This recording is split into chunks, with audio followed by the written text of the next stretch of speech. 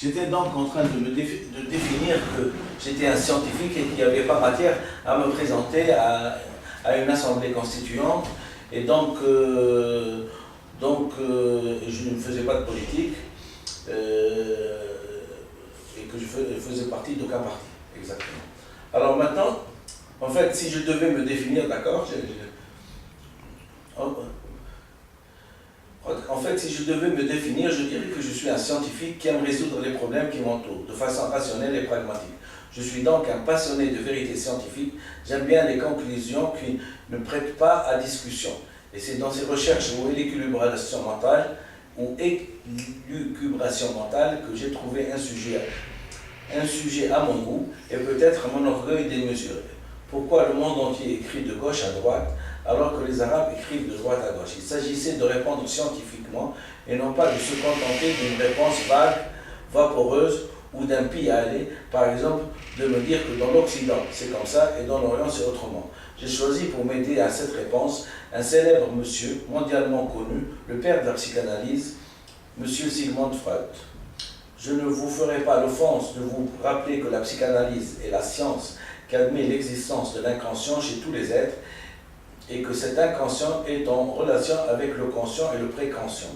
Cette science, découverte et décrite par Sigmund Freud, a donc démontré que le moi n'est pas maître chez lui, c'est-à-dire qu'une bonne partie de notre vie psychique était régie de façon inconsciente, pour un individu comme d'ailleurs pour une foule. Ceci étant, ayant peut-être un esprit plus critique que ceux qui m'entourent, j'ai remarqué cette énigme qui semble à première vue provenir du hasard et que toutes les nations du monde écrivaient de gauche à droite et que les pays arabes, eux, écrivent de droite à gauche. Une inversion à caractère pittoresque dont personne ne se plaint d'ailleurs. Chacun rentrant dans cette civilisation admet le fait et ne se pose pas la question, ceci depuis des générations, à tel point que dans la vie de tous les jours, cela fait partie du paysage quotidien. Et ce que je viens de décrire, c'est le tabou généralisé qui était transmis de génération en génération.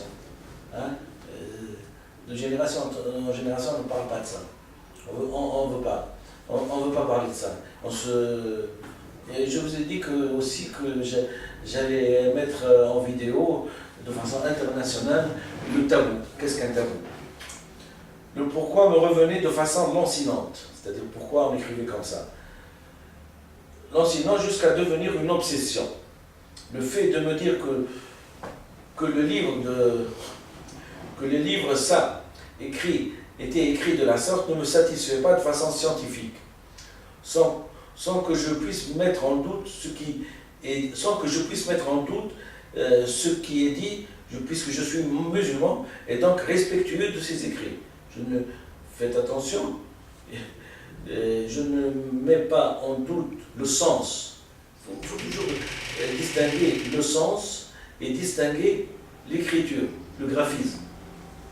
C'est le graphisme, c'est-à-dire cette micrographie parlante, on dit l'écriture. C'est la progression qui n'est pas conforme à la science. Mais le sens en lui-même, puisque à partir du moment où j'ai pris l'initiative de nommer la révolution du Mu'ta et du Muqtasab, et que j'ai pris soin de prendre, j'ai pris soin et que ça s'est imposé en elle-même, puisque je suis musulman, j'ai pris soin de nommer cette révolution la révolution du Mu'ta et du Muqtasab. ثورة الشعب التونسي للاحترام المعطى والمكتسب. Et si on veut bien réfléchir sur le sens, c'est que les gens, ce sens-là, ils ne l'ont pas interprété. Le Mu'ta ou le Muqtasab, ils l'ont admis comme ça. Parce que s'ils l'auraient interprété dans le sens de l'écriture et dans le sens du langage, ils l'auraient trouvé avant moi. Et ça aurait été avant moi, c'est-à-dire il y a des siècles. Le Mu'ta. Oui, puisque le Coran parle du Mu'ta et du Muqtasab, mais où est-il, le Mu'ta et le Muqtasab? Où est-il? Et c'est justement cette interprétation qu'il faut retenir. Le mental, qu'est-ce que c'est? C'est ce qui est donné à la naissance. Mais encore faut-il le définir. Où est-il? Et le moktasab, c'est celui qui est conquis dans la vie. Et où est-il? Comment on peut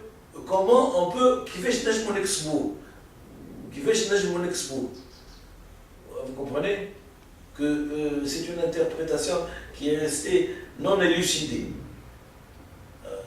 On a appris, mais on n'a pas élucidé le sens. Quand on élucide le sens scientifiquement, on le trouve. On le trouve. Et le livre saint ne s'est jamais trompé. Mais tu as dit de travailler, d'essayer de le chercher, de le trouver. Voilà. Bon, donc pourquoi me revenez de façon lancinante jusqu'à devenir une obsession? Le fait de me dire que le livre saint est écrit de la sorte ne me satisfait pas de façon scientifique. Et sans que je puisse mettre en doute ce qui est dit, puisque je suis musulman et donc respectueux de ses écrits. J'ai donc décidé en solitaire et en munition de la collection de livres de Sigmund Freud d'interroger celui-ci sur cette énigme. Et c'est ainsi que ce dialogue outre-temple, puisque c'est un dialogue, je prends les livres qu'a écrit un juif, qu'on le veuille ou non, hein. On ne va pas lui changer sa religion. Hein. Mais c'est un juif qui a changé le monde, en reconnaissance.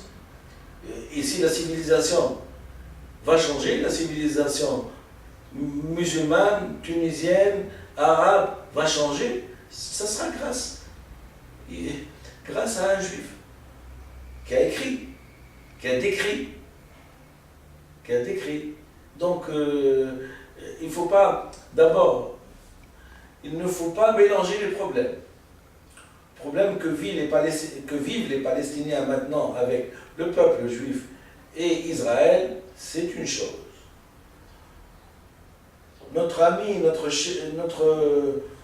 érudit, notre savant Sigmund Freud, c'est autre chose.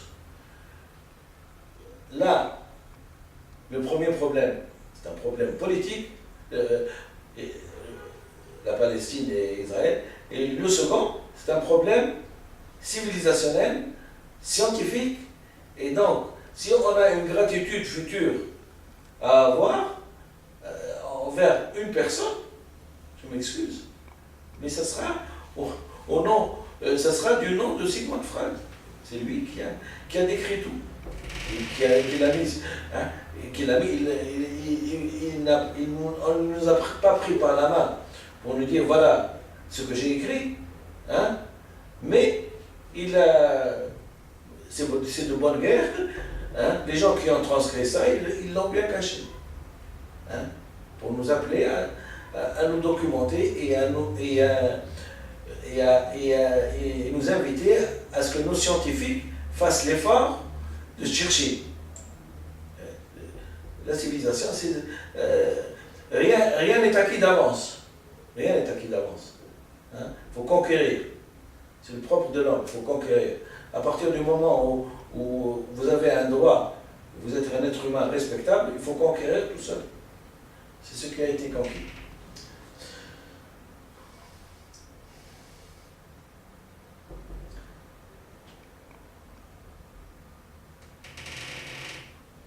Donc, j'ai donc décidé en solitaire, en munition de la collection de Sigmund Freud, hein, d'interroger celui-ci sur cette énigme. Et c'est ainsi que ce dialogue outre-temps entre moi et lui me permit d'abord d'acquérir des bases essentielles de cette science et de pouvoir prétendre l'utiliser dans ma réflexion. Et parce que c'est grâce à cette science qui m'a permis de réfléchir. C'est elle qui m'a permis de décortiquer. C'est elle qui m'a permis de rentrer à l'insu d'un psychanalyste. Et puisque je n'ai jamais fait de psychanalyse dehors, de rentrer dans le bureau d'un psychanalyste et de l'observer. C'est ça ce qui m'a fait découvrir la kiphylogénique. Vous comprenez, hein? Que c'est une science qui est secrète, si j'ose dire. Elle n'est pas diffusée. On vous regarde et on se tait. Hein? Je m'excuse pour les gens sensibles. On on se fout de notre, on s'est foutu de notre gueule. Parce qu'au bout de 54 ans, on aurait pu quand même, non pas nous dire comment de rétablir notre écriture, mais nous dire au moins, nous souffler au moins de faire des recherches. Mais le problème qui s'est posé, c'est que quand vous demandez, quand vous êtes devant des dirigeants qui n'ont pas le niveau, vous ne pouvez pas leur demander de faire un effort intellectuel pour chercher. Parce qu'ils sont soumis à un tabou.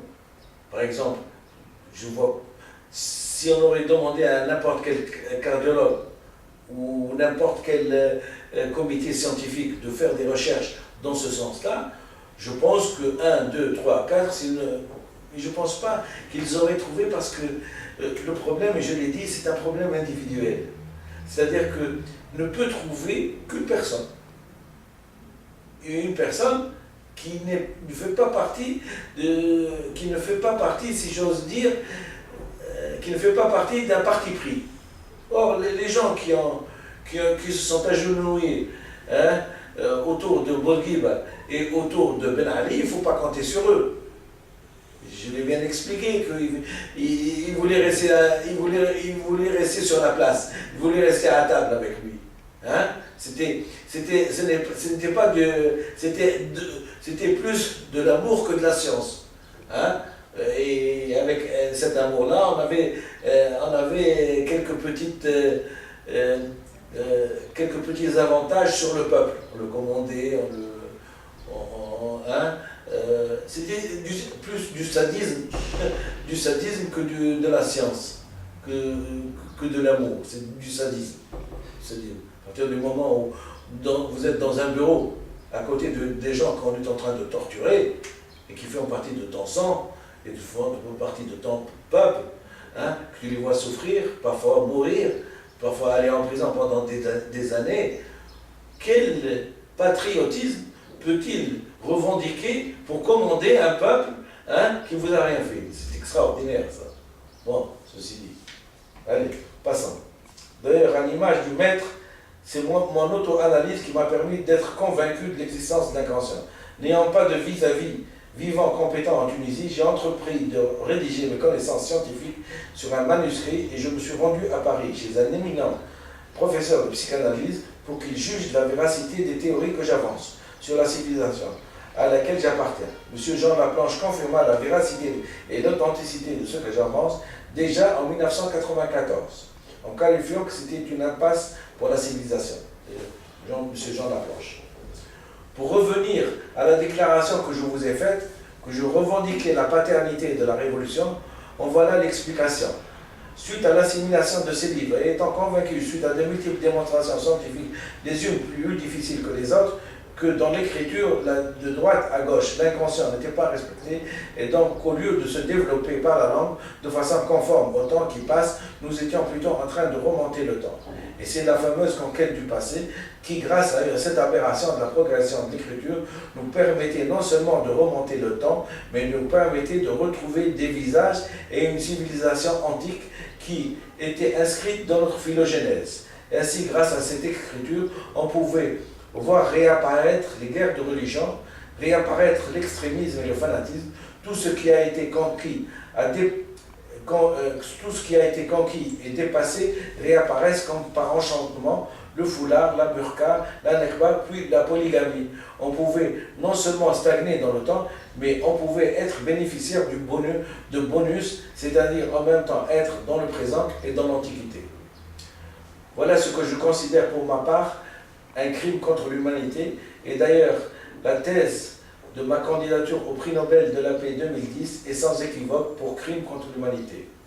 Et sans équivoque aussi le fait que le 10 septembre